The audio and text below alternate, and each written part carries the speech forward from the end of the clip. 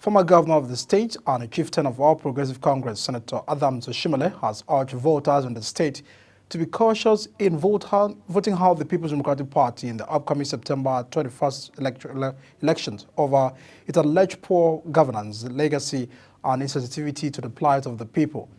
Oshimole made the remark in an exclusive interview with Global Television in his Benin City residence. Anthony Mamadou has a report.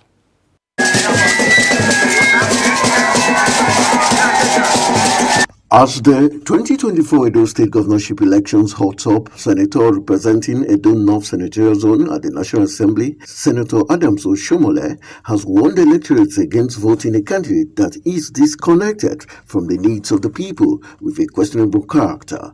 He charged voters to vote out the PDP due to the litany of bad governance weakness for 8 years. They can't wait to sack this governor, and the man who was the chief economic advisor is brain box, who chaired the so-called Alago Daro, which is their, they set up to, draw up programs and long-term policies, etc., etc.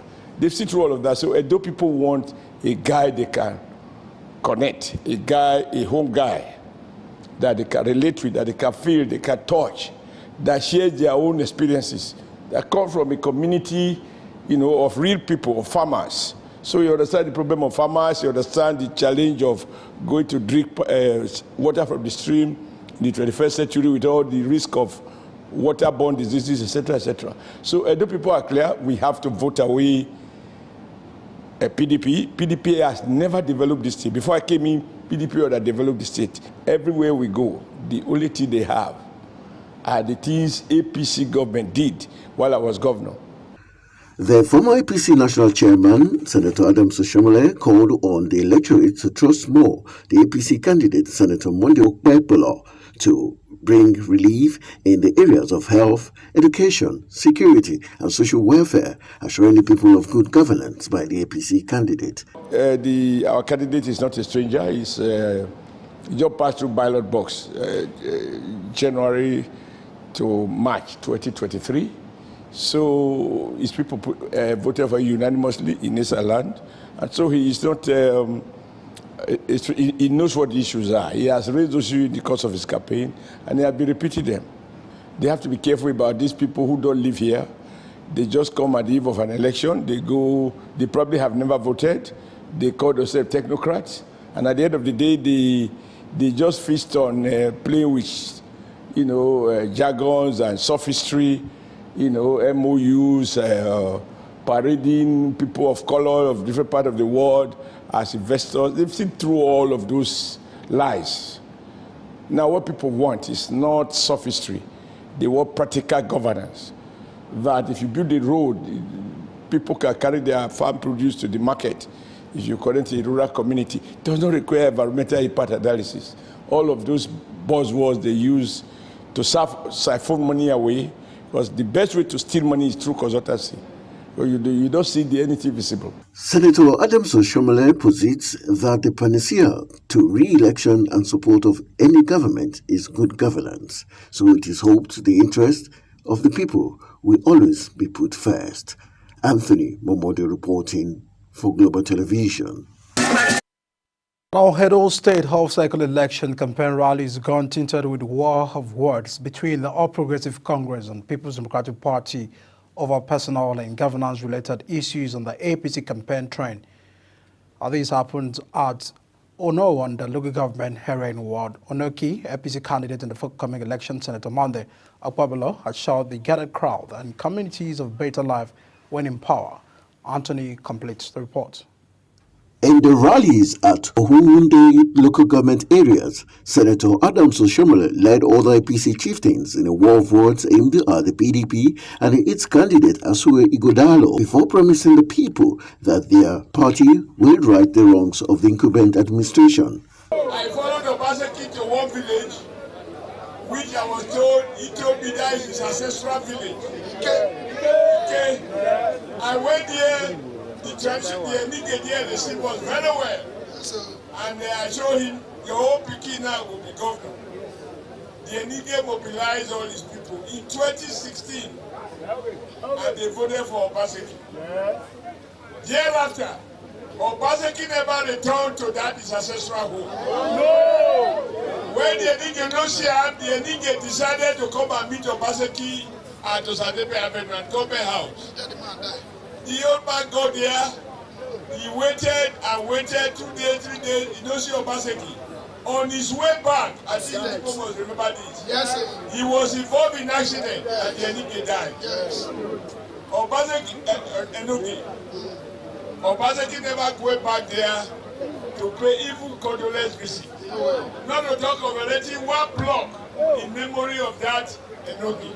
Ekwaholo community and other adjoining communities, the APC governorship candidate Senator Monday Okpebolo promised to restore electricity to the community and also repair their damaged roads and school structures. Come here now. I don't see road where don't jaga. Road no day, school no day, water no day, nothing day. People farm, we know they go farm. Do you have teachers in your school? No. We are going to employ over 5,000 teachers in our 100 days in office.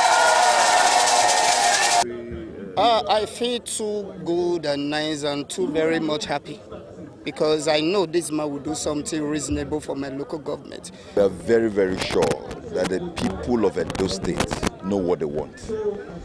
And if you look at it deeply, you see that APC is the only party now that can give Edo State what they want. Support APC because we don't tire for PDP.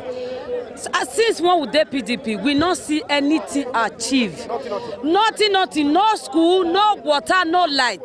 Amongst other communities and traditional rulers visited is the Enege of Eyan, His Royal Highness Osazuwa Idriese, at his palace, where the monarch endorsed the APC candidate, and in turn the APC candidate Monday Okpebolo also read out how he intended to govern the people. Traditional institutions are not respected.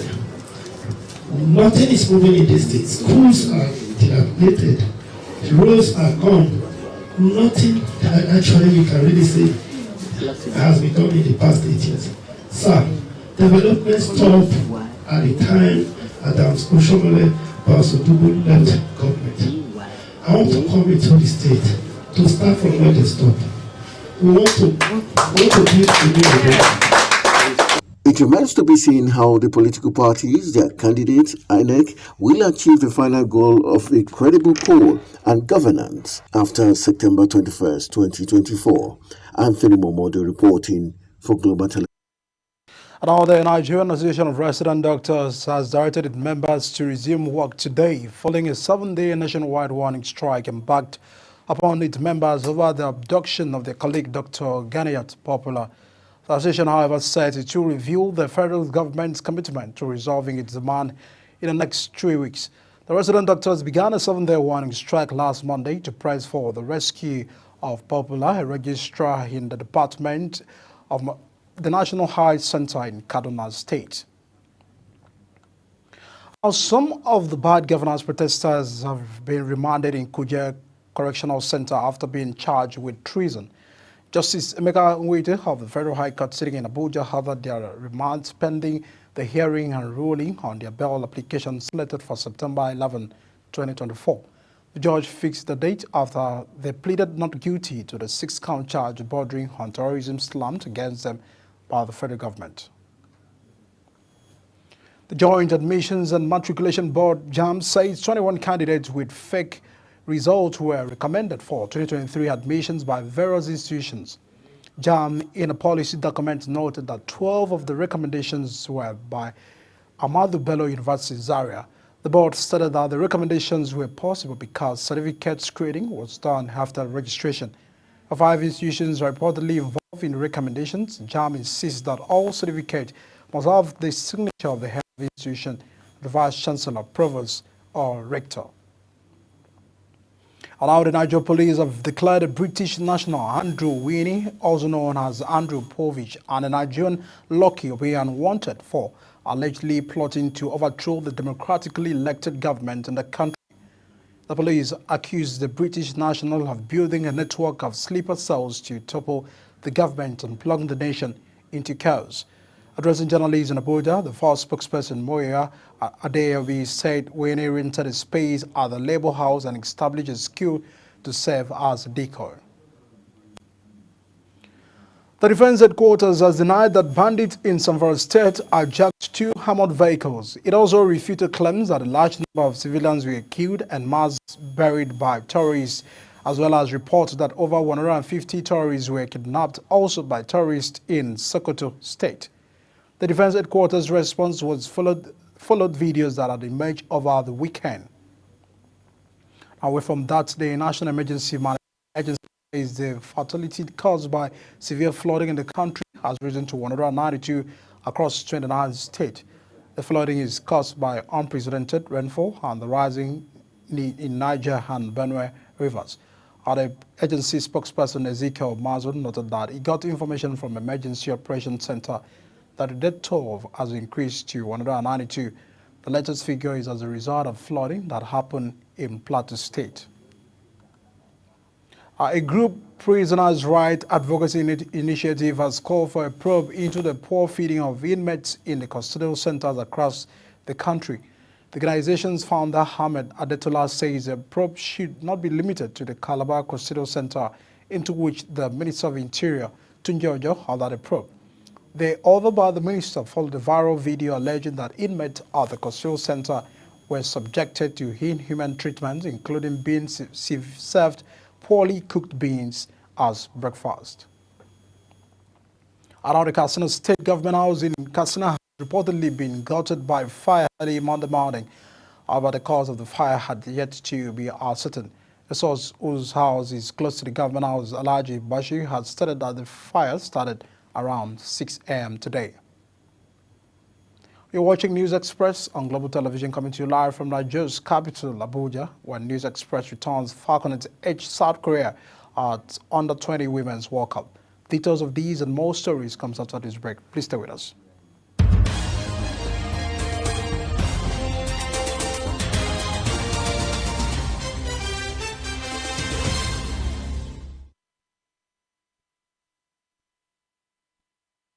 Many thanks for staying with us. You're still watching News Express. Now to business. Imo State Governor Hope Uzodinma has signed a memorandum of understanding with Orashi Electricity Company Limited to transmit and distribute electricity to all 27 local government areas of the state. The governor says his administration's priority is to ensure that Imo people enjoy steady electricity. Amarachi Ibe has the details. Governor Hope Uzodinma says the signing of the memorandum shows how important the project is to his administration, reiterating his commitment to ensuring uninterrupted electricity to enable residents of the state do their business, while urging the Urachi Electricity Company to live up to expectation. We will do our best to live up to the responsibilities expected of us in this agreement, both at the state level and the local government level. And in return, we also expect our partners to do the same thing. The governor, however, urged Imo State Ministry of Power to put all necessary arrangements in place to ensure that by the end of the year, there is constant power in the urban areas in order to revitalize aligned industries, start new ones, create jobs, as well as improve on ease of doing business index. Imo State needs power. We need to revitalize our industries. We need to bring more industries into Imo State. We need to create jobs. We need to introduce ease of doing business. And at the end of the day, we want Imo State to be returned back to what is used to know, what is known for, tourist headquarters of the region. High point of the event was signing the memorandum with Urachi. Upon completion, the project will create more jobs in the state. And our former Vice President of Nigeria, Atiku Abubakar, has called for the listing of the Nigerian National Petroleum Corporation Limited at the Nigerian Stock Exchange, and amid the controversy surrounding the alleged privatization of the Warri and Kaduna refineries. Paul Ibe, Atiku spokesperson, discloses in a statement following accusation that NNPC Limited is attempting to transfer the operation and maintenance of the two refineries to private firms. Quoting Atiku, Ibe emphasized that listing the national oil company on the stock market will foster the much-needed transparency in the company's operations and enhance the corporate governance. And now the Nigerian Communications Commission (NCC) has issued a set of key performance indicators for the quality of service of all telecommunications companies in the country. And a new regulation 2024 just released by the Commission set specific parameters for the different network segment of the telcos covering the 2G, 3G, and 4G, and it focuses on the parameters such as the drop call rate, the call setup success rate, the traffic congestion, among others. According to the telecom regulator, failure to meet each parameter attract 5 million naira with an additional 500,000 naira per day for the period the infraction lasts. And our foreign scene businesses, schools, and transport across Israel have been affected by a general strike call to demand that the government agrees a deal to secure the release of hostages held by Hamas. Tens of thousands of people rallied across Israel after the bodies of 6 hostages were recovered by soldiers from Gaza.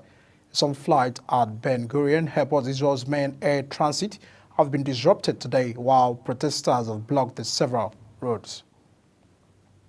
And also on the foreign news, a former child care worker in Australia has pleaded guilty to raping and sexually abusing dozens of young girls under his care for over 20 years. Ashley Paul, 46, confessed to committing 307 offences at child care centres in Brisbane and Italy between 2003 and 2022. A Queensland's court heard that most of the grievous victims were under the age of 12. The judge's associate took over 2 hours to read all of the charges against him. And the police have previously described Grift as one of Australia's worst ever pedophiles. And our rescuers in the Russian Far East have found 2 survivors in the wreckage of a helicopter that disappeared while carrying 22 people, most of them tourists. The aircraft went missing on Saturday after taking off from a base near the volcano in the peninsula. Officials said on Sunday that 17 bodies have been found so far.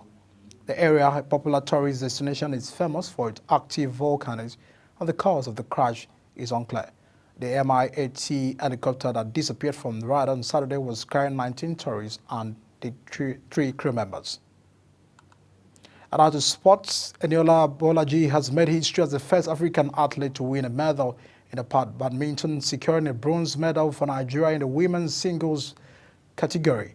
Bolaji defeated Ukraine opponent Konya in a straight set 2-0 to win Nigeria's first Paralympics medals in Paris.